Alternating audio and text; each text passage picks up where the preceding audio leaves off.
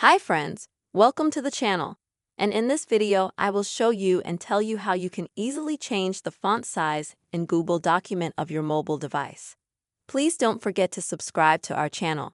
Write your comments after watching and also put your likes. So friends, let us get started with you. And first of all, open Google Document on your phone. Then go to the document in which you would like to increase or decrease the font for your convenience. And now you will need to highlight a certain part of the text in the document that you would like to enlarge. To do this, click on one word and pull like this to highlight the text. So, next, click on this sign right here and at the top on the letter A. Once you do that, you'll see the text settings. You will be able to change the color, change its appearance, and so on.